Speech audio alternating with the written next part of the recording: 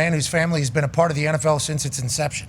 A man whose family is obviously in the middle of a dynastic run and also in the middle of a documentary series about them and their family that I assume is an anxiety-riddled type of situation beforehand, but also getting a chance to showcase it. Ladies and gentlemen, owner of the Kansas City Chiefs, chairman and CEO of the Chiefs, ladies and gentlemen, Clark Hunt. Yeah! How you doing, boss? I'm doing great. I'm so glad to be on with you. Hey, thank you for joining us legitimately.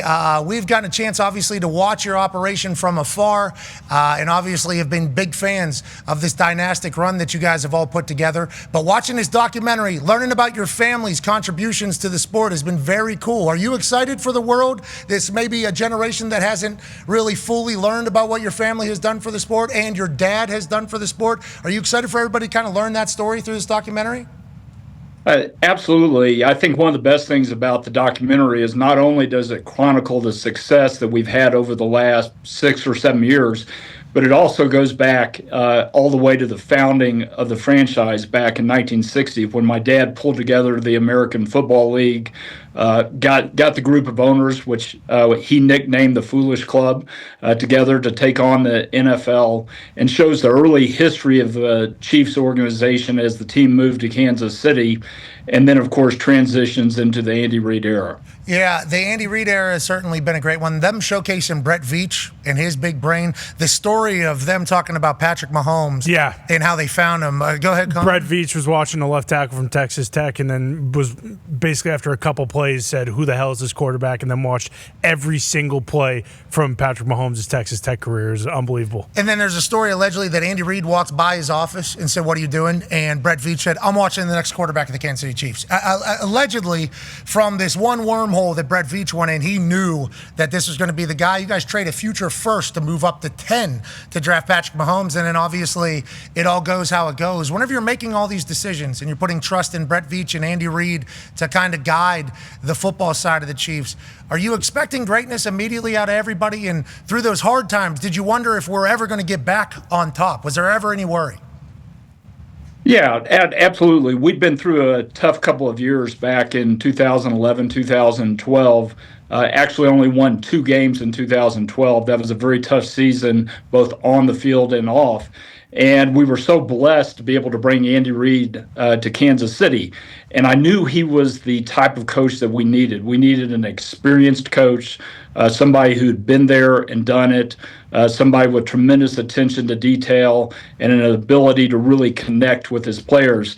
And all Andy does is come in and we win 9 straight games, right? You know, basically the same team that only won 2 the year before. And that just shows you the immediate impact that he had on our culture.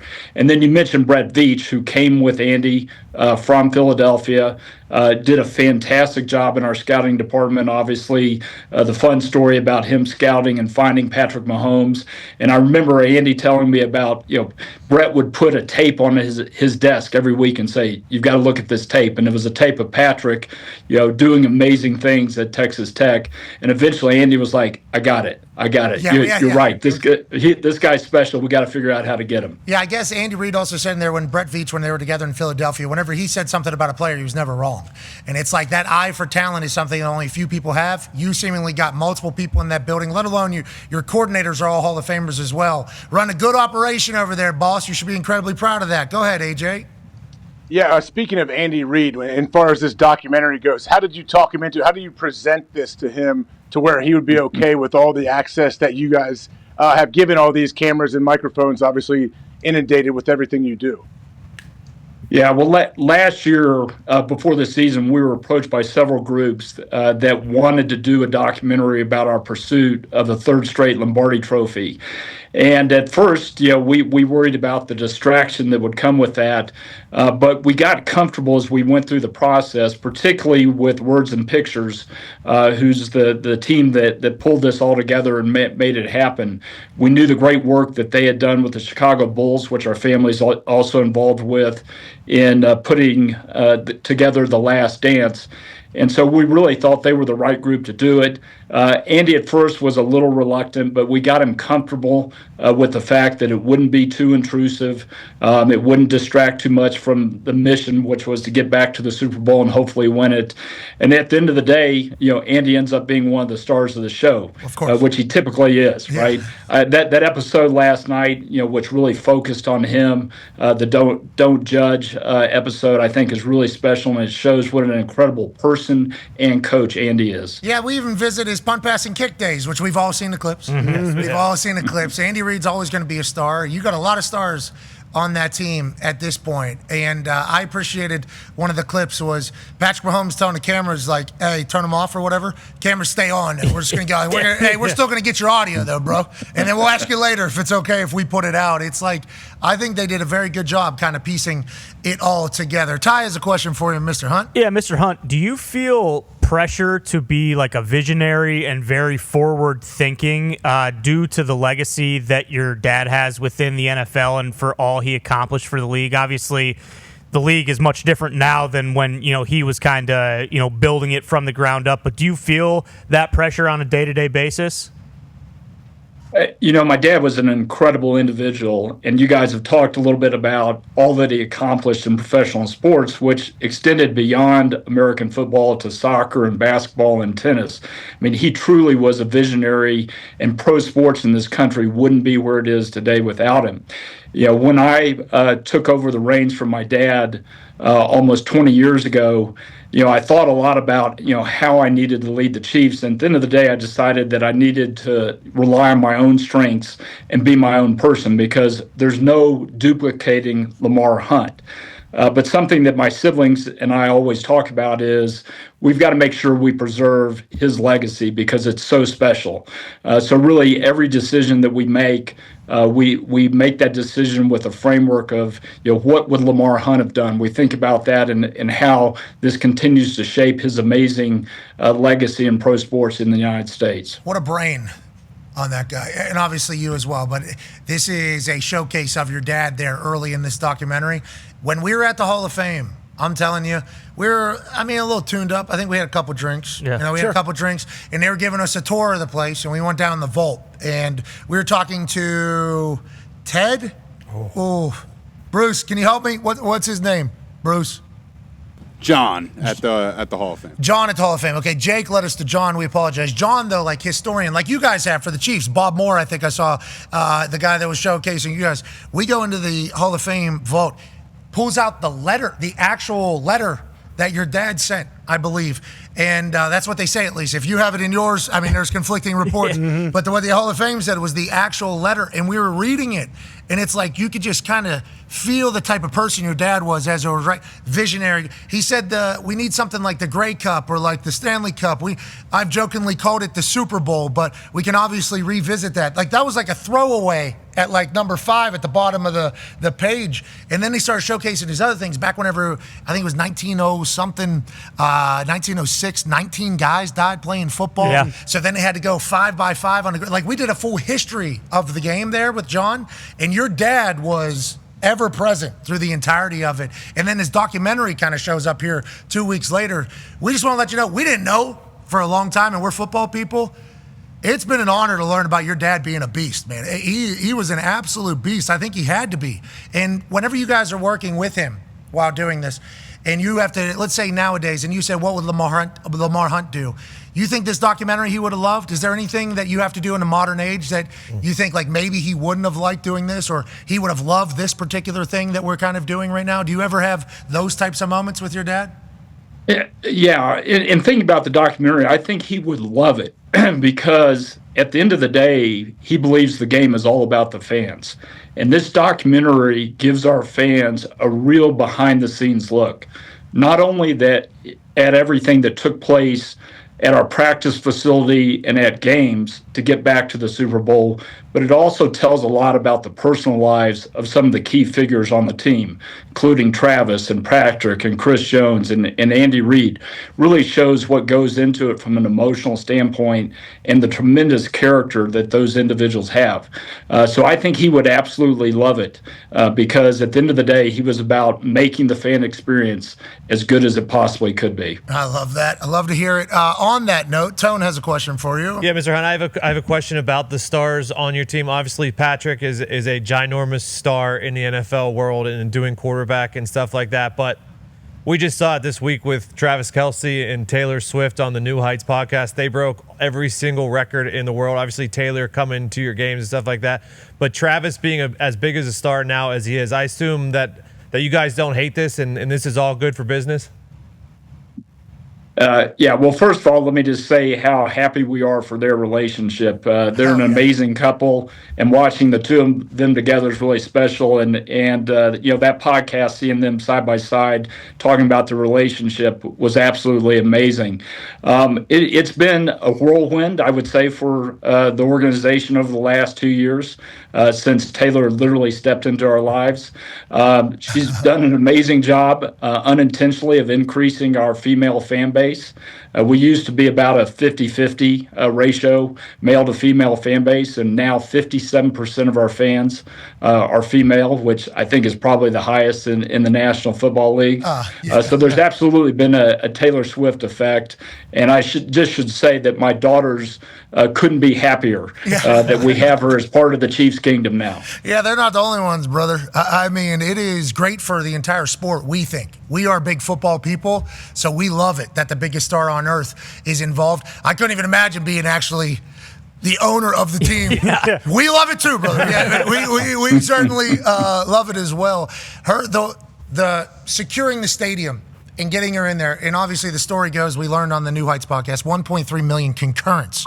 That's at that time, let alone they put out the numbers afterwards. We're talking records all over the place. She just walked in the front door, I guess, of Arrowhead the first time she went there. Then obviously it's become an entire thing. We've heard about the 3-floor suite potentially in the stadium. It's kind of like a rumor, a lore about it. But have you guys had to change anything because the biggest star on earth is coming in there? And obviously once it's known that she's coming, it becomes an even bigger kind of chaotic shit show almost outside of that thing. Yeah, it's been a little challenge for our security folks, but they've done a great job, both at home games and on the road. She's attended a number of away games as well, and they do a great job of getting her safely into the stadium. But I think the most amazing thing about that first game, which caught us all by surprise, was the fact that she literally walked in the front door. And we had offered to get her some special security, and she said, "No, I want to be just like a typical fan. I'm coming straight in the front door." She's a dog, dude. She's a dog. I mean, we all need to understand that at this point. She is an absolute dog. She's a great football person. Like, we are very thankful she's in the football world. Obviously, you are as well. We don't have to do that. Clark, we appreciate you, man. What's life like right now for the preseason for you? What do you have cooking on a day-to-day during these days? Yeah, well, I'm headed to Seattle later today. We play the Seahawks tonight. And obviously the focus this time of year is evaluating your young players. And I think Brett Veach has done it again. We have an amazing draft class.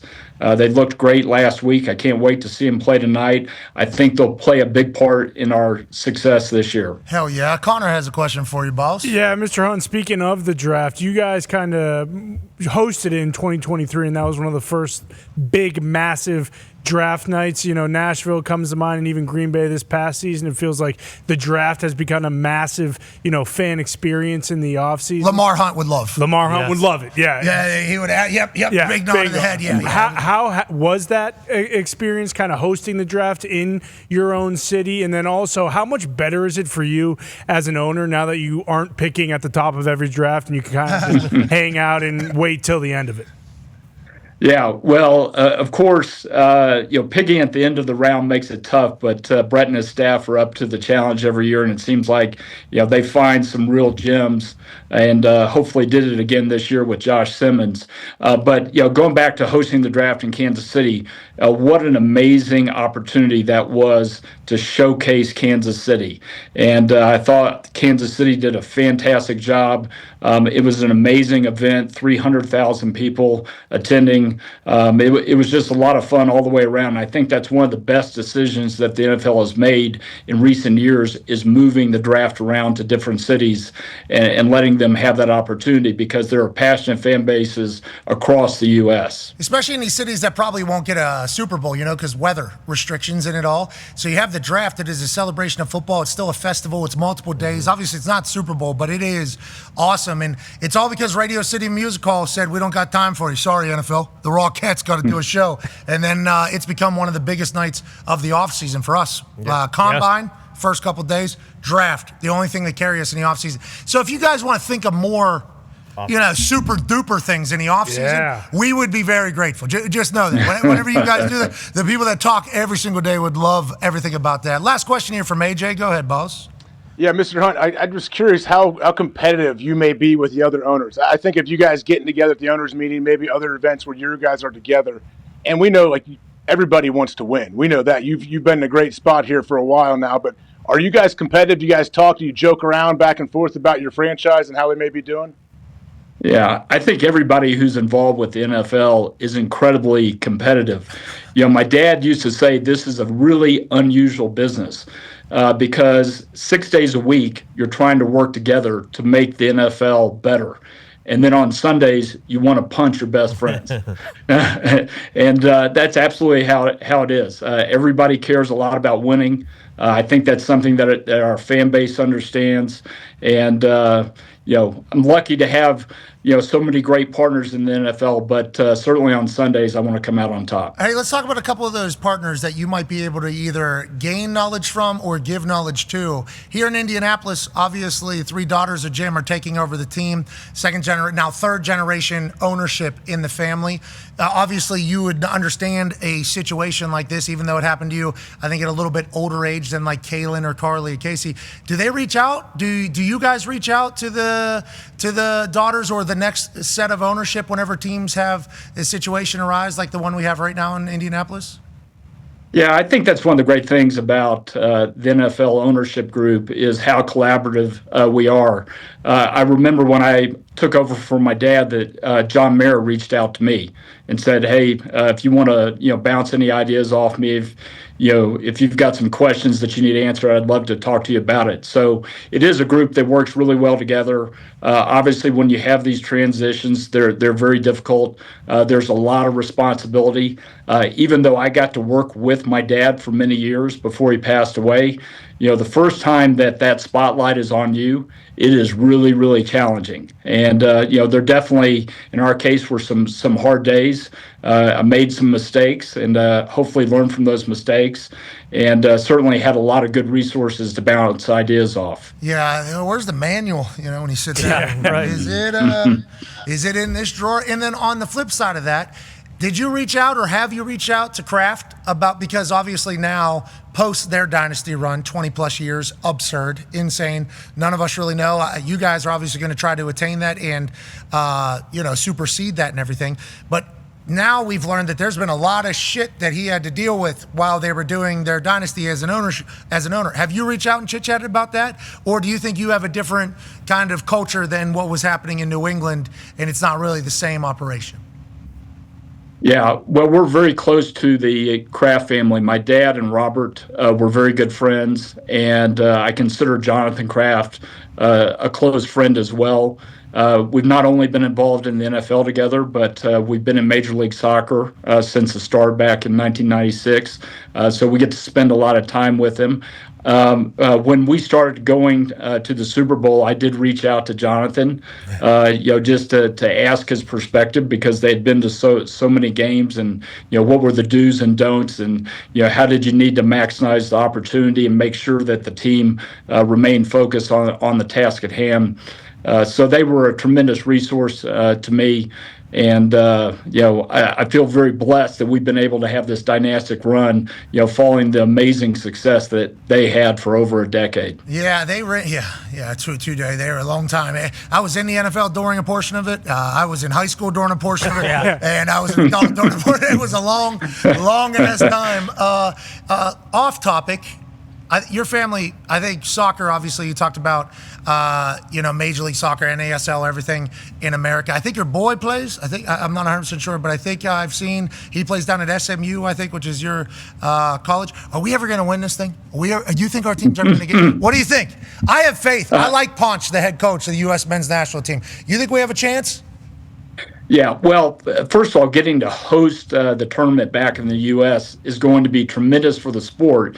And typically, the host countries do very well in the World Cup. In fact, you can go back to 1994 when the U.S. Hosted the tournament, and we made it further in that tournament than we had made it in many, many years. So I would expect that we'll get a boost from hosting the tournament. I do think we're doing a much better job developing players. And at the end of the day, that's really what you have to do. We've got to have world-class players if we want to one day aspire to win the World Cup. I would hope that we're going to advance deep in the Cup. I don't know that we'll win in 26, but I certainly expect it in the coming years. We're going to win in 2026. I think so. Yeah, we're going to win in 20. We're going to be loud, too, over here. We are going to be very loud and obnoxious about it. Just know that. I know you can't, but just know that we will be the obnoxious Americans through that entire World Cup run, and we are expecting a title. Yes. It's coming home. It is certainly coming home. Tony Miola, Kobe Jones, Alexi Lawless, Jeff and the Cameron. boys back there. Oh, Come on. 1994, he wasn't around. Tab Ramos, but yes, Jeff Cameron would have fit in with that Yeah, group he would for sure. Third-team guys. Clark, safe travels out to Seattle. We appreciate the hell out of you, man. Congrats on everything, by the way. Yeah, thank you very much. Great to be on. Fun to get to talk about the kingdom. We couldn't be more pleased about it as an organization. All right. Hey, did you know our show existed before they told you to come on this show? I'd heard rumors about it. Sweet. Absolutely. Hey, we appreciate you taking the time. You're the man. Ladies and gentlemen, Clark Hunt. Hey, Mr. Hunt. Yeah, I always wonder, what was the level of surprise whenever they show up and then it starts going how it's going? What is this? This is not what I expected. Get him off there.